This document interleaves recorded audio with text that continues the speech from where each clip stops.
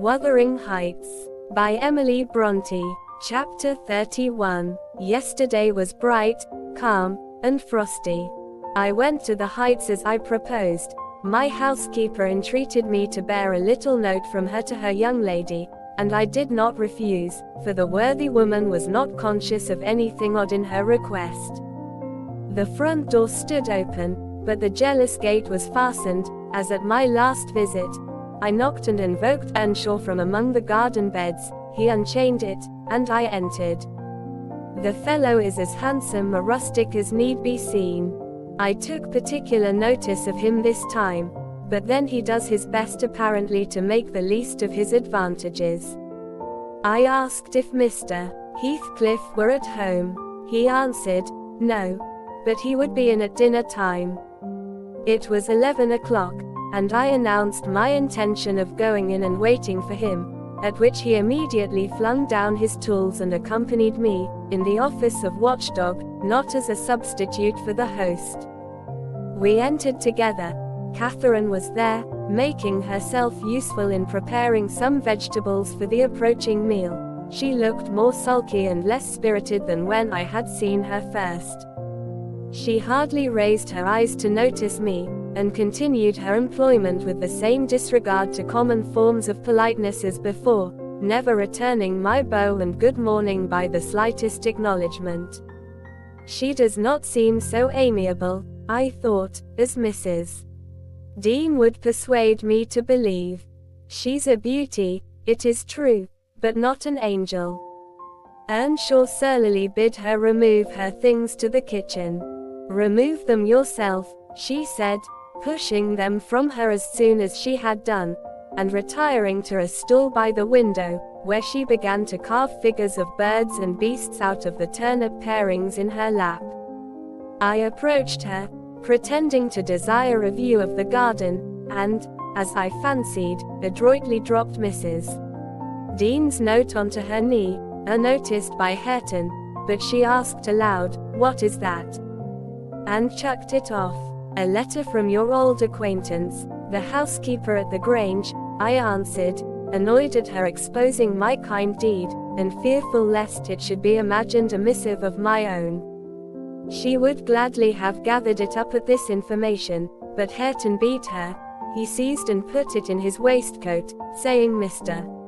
Heathcliff should look at it first.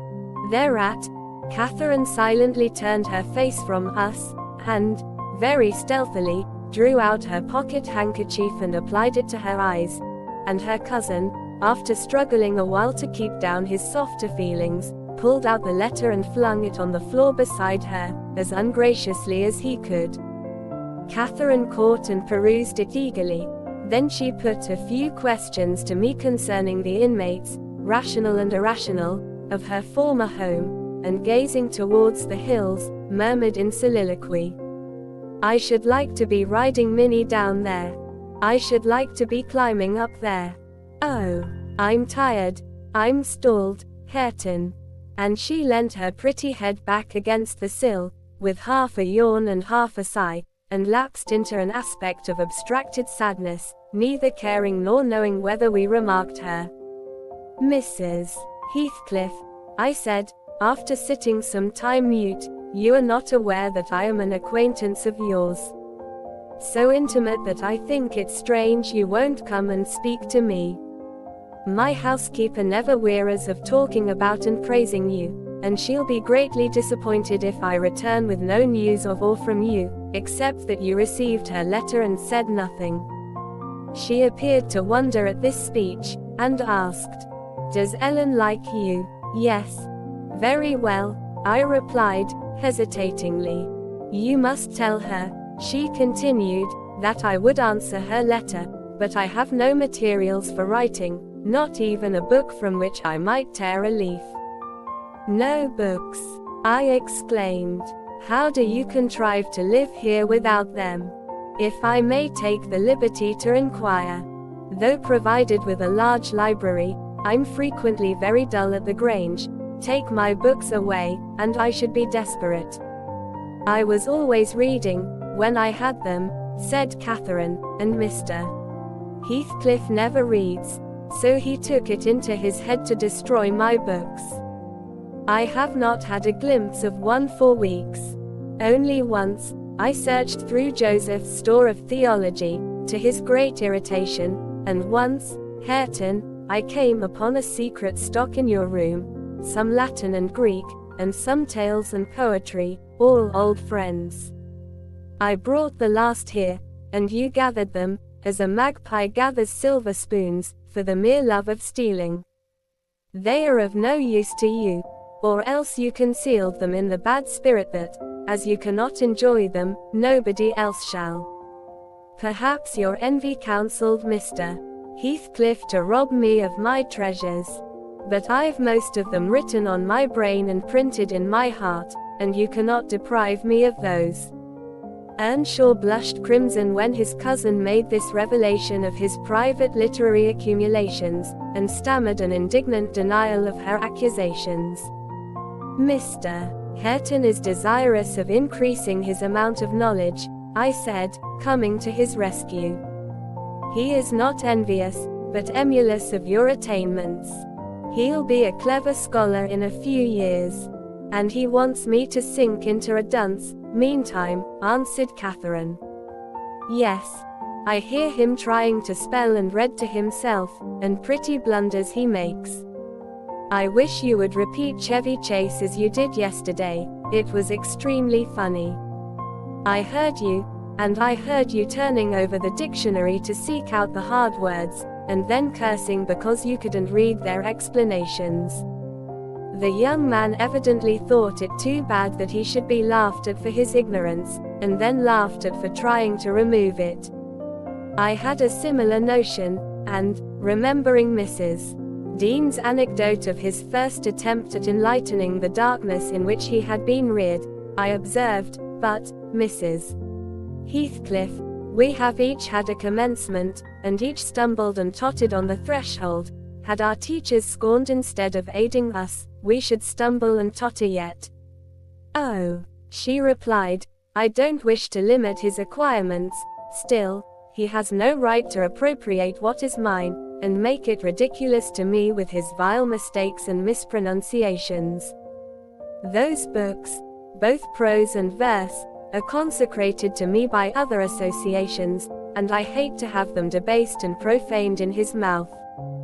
Besides, of all, he has selected my favorite pieces that I love the most to repeat, as if out of deliberate malice. Hareton's chest heaved in silence a minute. He labored under a severe sense of mortification and wrath, which it was no easy task to suppress. I rose, and, from a gentlemanly idea of relieving his embarrassment, took up my station in the doorway, surveying the external prospect as I stood.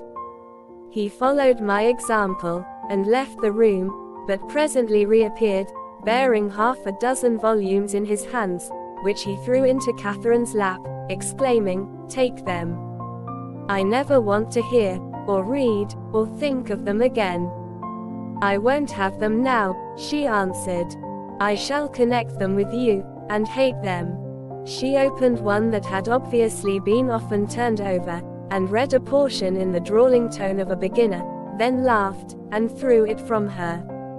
"And listen," she continued, provokingly, commencing a verse of an old ballad in the same fashion.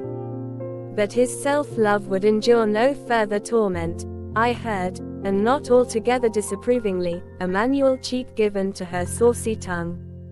The little wretch had done her utmost to hurt her cousin's sensitive though uncultivated feelings, and a physical argument was the only mode he had of balancing the account, and repaying its effects on the inflictor.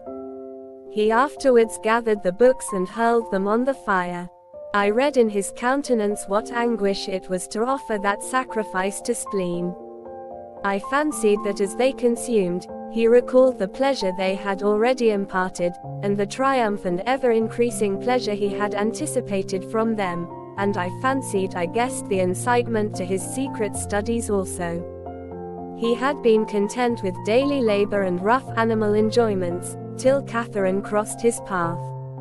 Shame at her scorn, and hope of her approval, were his first prompters to higher pursuits. and instead of guarding him from one and winning him to the other, his endeavors to raise himself had produced just the contrary result.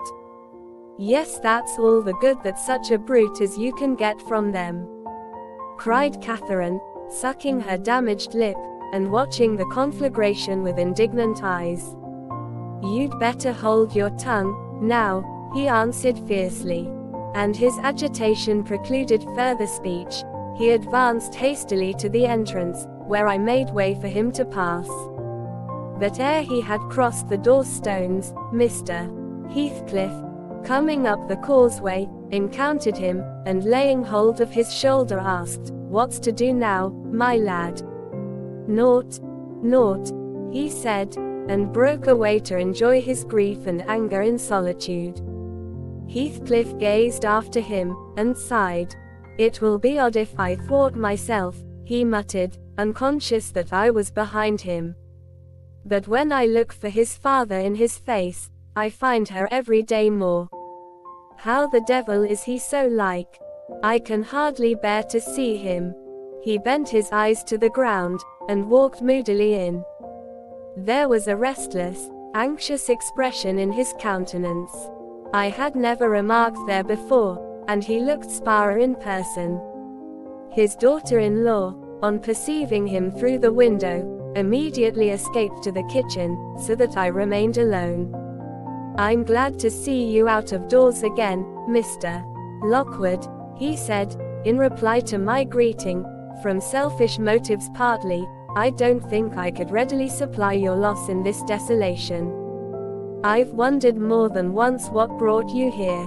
"An idle whim, I fear, sir," was my answer, "or else an idle whim is going to spirit me away.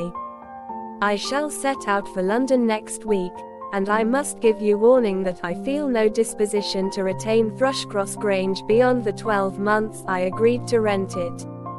I believe I shall not live there any more." "Oh, indeed? You're tired of being banished from the world, are you?" he said. "But if you be coming to plead off paying for a place you won't occupy, your journey is useless. I never relent in exacting my due from anyone." "I'm coming to plead off nothing about it," I exclaimed, considerably irritated. "Should you wish it, I'll settle with you now," and I drew my notebook from my pocket.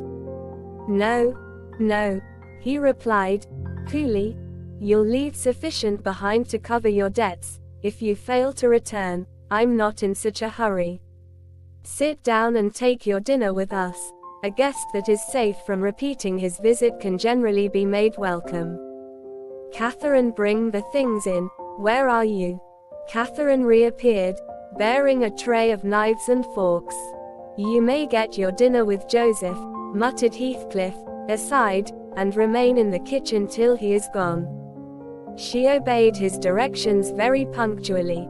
Perhaps she had no temptation to transgress. Living among clowns and misanthropists, she probably cannot appreciate a better class of people when she meets them. With Mr. Heathcliff, grim and saturnine, on the one hand, and Hareton, absolutely dumb, on the other, I made a somewhat cheerless meal, and bade adieu early. I would have departed by the back way, to get a last glimpse of Catherine and annoy old Joseph, but Hareton received orders to lead up my horse, and my host himself escorted me to the door, so I could not fulfill my wish. How dreary life gets over in that house, I reflected, while riding down the road. What a realization of something more romantic than a fairy tale it would have been for Mrs. Linton Heathcliff, had she and I struck up an attachment, as her good nurse desired, and migrated together into the stirring atmosphere of the town.